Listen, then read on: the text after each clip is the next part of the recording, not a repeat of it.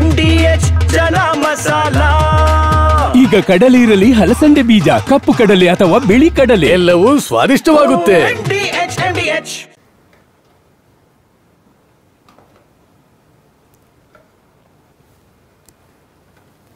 B ಸರೋಜಾದೇವಿಯವರ ನಿವಾಸದ ದೃಶ್ಯಗಳನ್ನು ಗಮನಿಸ್ತಾ ಇದ್ದೀರಿ. ಈಗಾಗಲೇ ನಟರು ಕೂಡ ಅವರ ನಿವಾಸದತ್ತ ಆಗಮಿಸಿದ್ದಾರೆ. ನವರಸ ನಾಯಕ ಜಗ್ಗೇಶ್ ಅವರು ಕೂಡ ಬಂದಿದ್ದಾರೆ ಅವರ ಅಂತಿಮ ದರ್ಶನಕ್ಕೋಸ್ಕರ.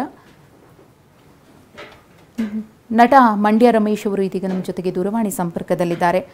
ಮಂಡ್ಯ ರಮೇಶ್ ಅವರೇ, ನಿಜಕ್ಕೂ ಕೂಡ ನೋವಿನ ಸಂಗತಿ, ಬಿ ಸರೋಜಾದೇವಿಯವರು ಇನ್ನಿಲ್ಲ ಅನ್ನೋದು. ಯಾವ ರೀತಿಯಾಗಿ ಸ್ಮರಿಸ್ತೀರಿ ಅಂತ ಮಂಡ್ಯ ರಮೇಶ್ ಅವರೇ? ಬಿ ಸರೋಜಾದೇವಿಯವರು ಇಲ್ಲ ಅಂತ ನಾವು ಅಂದ್ಕೊಳ್ಳೋ ಹಾಗೆ ಇಲ್ಲ. ಹೌದು.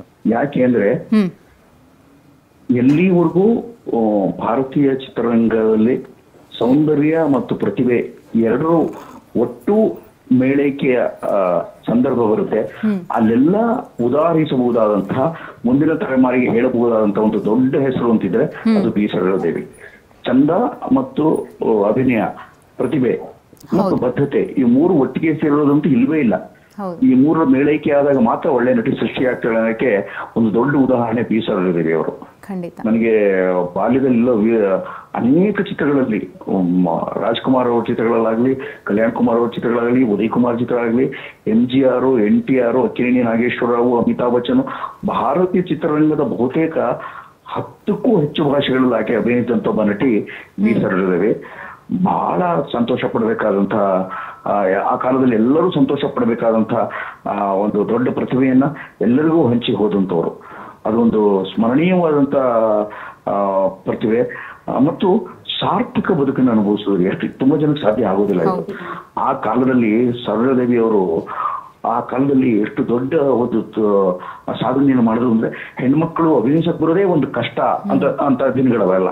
ಆ ಕಾಲದಲ್ಲಿ ಸ್ಟೇಜ್ಗೆ ರಂಗಭೂಮಿ ಬರೋದೇ ದೊಡ್ಡ ಕಷ್ಟ. ರಂಗಭೂಮಿ ಬಂದು ಸಿನಿಮಾಗೆ ಬಂದು ಅವೊಂದು ಅಷ್ಟು ರಾಜ್ಯಗಳಲ್ಲಿ ಸುತ್ತಾಡಿ ತನ್ನ ಸ್ವಂತಿಕೆಯನ್ನು ಛಾಪಿಸ್ಕೊಂಡು ಮತ್ತು ಇದೆಲ್ಲ ದೊಡ್ಡ ಶ್ರೀಮಂತಿಗೆ ಸಿಕ್ಕಿ ಸೂಪರ್ ಸ್ಟಾರ್ ಆದ್ಮೇಲೂ ಕೂಡ ಮತ್ತಷ್ಟು ಒಳ್ಳೆ ಪಾತ್ರಗಳು ಮಾಡಬೇಕು ಸದಾ ಹಬ್ಸೋದಿದೆಯಲ್ಲ, ತಪ್ಪಿಸೋದಿದೆಯಲ್ಲ, ಈ ಅಪಪಿಕೆ ಮತ್ತು ತಪ್ಪಿಕೆ ಮತ್ತು ಚಡಪಡಿಕೆ ಎಲ್ಲ ಇದೆ ಹೋದ್ರೆ ಆಕ್ಟ್ ಮಾಡಕ್ಕೆ ಆಗಲ್ಲ ತಾಯಿ.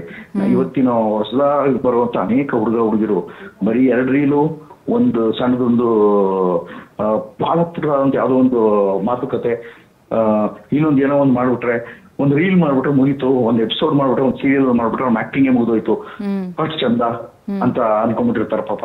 ಆದ್ರೆ ಎಷ್ಟು ದೀರ್ಘಕಾಲ ಎಷ್ಟೊಂದು ಪಿಕ್ಚರ್ಗಳನ್ನ ಮಾಡಿ, ಎಷ್ಟು ದೀರ್ಘಕಾಲ ಬದುಕಿ, ಆಸ್ತಿ ಅಂತಸ್ತು ಎಲ್ಲ ಮಾಡಿ ಮತ್ತೆ ಒಂದು ಒಳ್ಳೆ ಪಾತ್ರ ಸಿಕ್ಬಿಡ್ಬಾರ್ದ? ನಾನು ಇನ್ನೂ ಚೆನ್ನಾಗಿದ್ದೀನಿ, ಚೆನ್ನಾಗಿ ಆಕ್ಟ್ ಮಾಡಕ್ ಆಗುತ್ತೆ, ನಾವು ಹೊಸವ್ರಿಗಿಂತ ಏನ್ ಕಮ್ಮಿ ಇಲ್ಲ ಅಂತ ಅಂದ್ಕೊಳ್ಳೋದಿದೆಯಲ್ಲ, ಅದೊಂದು ದೊಡ್ಡ ಸಾಧನೆ. ಅದು ಅದೇ ದೊಡ್ಡ ಸಾಧನೆ. ನಾವು ಮಾನಸಿಕವಾಗಿ ವ್ಯಕ್ತಿ ತಾನೇ ಸೋತು ಬಿಟ್ರೇನೆ ದೊಡ್ಡ ಅಪಾಯ, ಅದು ಸಂಕಟ. ಆದ್ರೆ ನಾನು ಇನ್ನೂ ಸೋತಿಲ್ಲ, ಇನ್ನೂ ಚೆನ್ನಾಗಿದ್ದೀನಿ, ಇನ್ನೂ ಚೆನ್ನಾಗಿ ಆಕ್ಟ್ ಮಾಡ್ತೀನಿ ನಂಬಿಕೊಳ್ಳೋದಿದೆಯಲ್ಲ, ಅದು ನಿಜವಾಗ್ಲೂ ದೊಡ್ಡದೊಂದು ಹಠ. ಆ ಸಾತ್ವಿಕ ಆಟ ಇಟ್ಕೊಂಡಿದ್ರಿಂದನೇ ಅಂತ ವಯಸ್ಸಿನಲ್ಲಿ ಅಷ್ಟು ಚಂದವನ್ನ ಮತ್ತು ಸೌಂದರ್ಯವನ್ನ ಎರಡನ್ನೂ ತನ್ನೊಳಗೆ ಕಾಪಿಟ್ಟುಕೊಂಡು ತಪ್ಪಿಸ್ಬಿಟ್ರು. ಜೀವನ ಇಡೀ ತಪ್ಪಿಸಿದೆಯಲ್ಲ ಅಭಿನಯ ಅಂತ.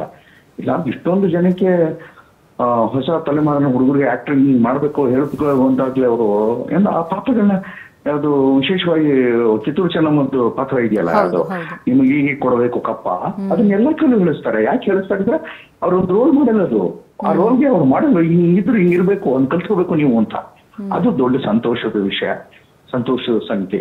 ಅದಕ್ಕೋಸ್ಕರ ಹೇಳಿದ್ದು ಅದು ಎಲ್ಲಿವರೆಗೂ ಕಿತ್ತೂರು ಚೆನ್ನಮ್ಮ ನಮ್ಮ ಜೊತೆ ಕಾಪಿ ಇರುತ್ತೆ, ಎಲ್ಲಿವರೆಗೂ ಹೊಸ ಹುಡುಗರು ಕಲಿತಾ ಇರ್ತಾರೆ ಆಕ್ಟಿಂಗ್ ನ, ಅಲ್ಲಿವರೆಗೂ ಬಿ ಸರೋಜಾದೇವಿ ಬದುಕೇ ಇರ್ತಾರೆ ಅಂತ ಅಕ್ಕ. ಆಮೇಲೆ ಅವರ ಸೌಂದರ್ಯನ ಕಾಪಿಟ್ಕೊಳ್ಳಕ್ಕೆ ಬಳಸ್ತಾ ಇದ್ದಂತ ಸಾಧನೆಗಳು ಜೀವನೋತ್ಸಾಹ. ಮಿಕ್ಕಿದ್ದು ಸ್ಕಿನ್ ಬೇರೆ ಏನೋ ಹಚ್ಬೋದು, ನಿಮ್ಮ ಮನಸ್ಸಿನ ಒಳಗೆ ಜೀವನ್ಮುಖಿಯಾದಂತಹ ಸಕಾರಾತ್ಮಕವಾದ ಧೋರಣೆ ಇಲ್ಲದಿದ್ದರೆ ಹೊರಗಡೆ ಚೆನ್ನಾಗಿ ಕಾಣಿಸಕ್ ಸಾಧ್ಯವೇ ಇಲ್ಲ. ಅದನ್ನ ಅವತ್ತಿನ ಹಳೆ ಆಕ್ಟರ್ಸ್ ಗಳು ತೋರಿಸ್ಕೊಟ್ಟಿದ್ರು. ಅದರಲ್ಲಿ ಒಂದು ದೊಡ್ಡ ಮಾದರಿ ಬಿ ಸರೋಜಾದೇವಿ. ಅವ್ರ ನಡಿಗೆ, ಅವ್ರು ನಿಂತ್ಕೋತಾ ಇದ್ರು, ಓಡಾಡ್ತಾ ಇದ್ದಿದ್ದು, ಮಾತಾಡ್ತಾ ಇದ್ದ ರೀತಿ, ಸಂಭ್ರಮ, ಜೀವನವನ್ನು ಸಂಭ್ರಮಿಸೋ ರೀತಿ ಇದೆಯಲ್ಲ, ಅದು ಬಹಳ ಒಂದು ದೊಡ್ಡ ವಿಶೇಷವಾಗಿ ಎಲ್ಲರೂ ಕಲಿಬೇಕಾದ ಪಾಠ ಅಂತ ಅನ್ಕೋತೀನಿ ಗೆಳತಿ. ಧನ್ಯವಾದ ಮಂಡ್ಯ ರಮೇಶ್ ಅವರೇ TV9 ಜೊತೆ ಮಾತನಾಡಿದಕ್ಕೆ. ವಾಹ್, ಯಾಕೆ ಈಗ ಬಂತ ಸ್ವಾದ? ಖಂಡಿತ ಈಗ ಬಂತು ಅಸಲಿ ಸ್ವಾದ. MDH chunky chaat masala life ಅಲ್ಲಿ ಅಸಲಿ ಸ್ವಾದ ತರುತ್ತೆ. ಅಸಲಿ ಮಸಾಲ, MDH.